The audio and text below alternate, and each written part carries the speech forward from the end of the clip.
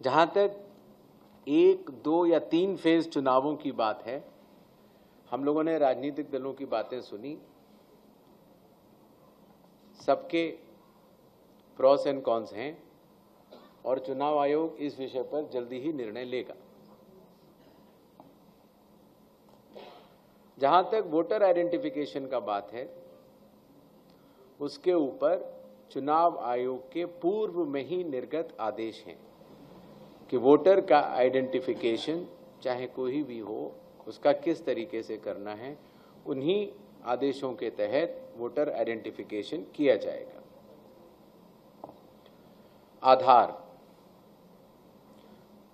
मेरे ख्याल से आप सब लोगों ने इन्यूमरेशन फॉर्म भरा होगा, भरा था कि नहीं?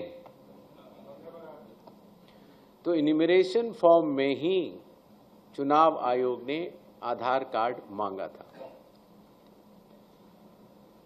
आधार एक्ट के तहत भी और लोक प्रतिनिधित्व कानून 1950 की धारा 26 के तहत भी आधार नंबर देना अनिवार्य नहीं होता, वो ऑप्शनल होता है।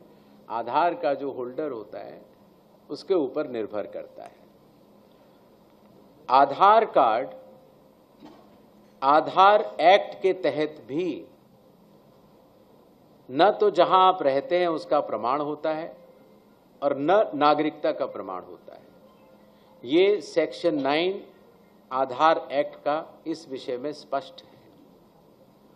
अगर आपने किसी ने भी 2023 के बाद अगर अपना आधार बनवाया हो या 2023 के बाद अगर आपने डाउनलोड किया हो, तो आधार कार्ड स्वयं माननीय सुप्रीम कोर्ट के कई आदेशों के अंतर्गत यह भी कहता है कि आधार कार्ड जन्म तिथि का प्रमाण नहीं है।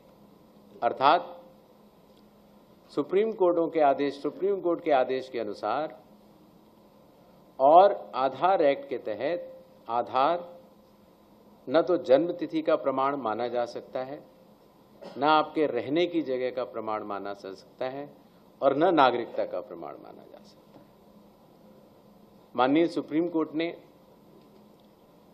ये जरूर कहा और हम उस आदेशों का पालन भी कर रहे हैं कि आधार कार्ड लेना चाहिए।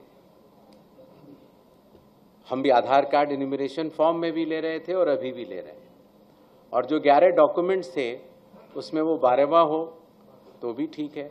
लेकिन यह बात सुप्रीम कोर्ट ने भी अपने आदेश में कही है कि आधार कार्ड नागरिकता का प्रमाण नहीं होगा।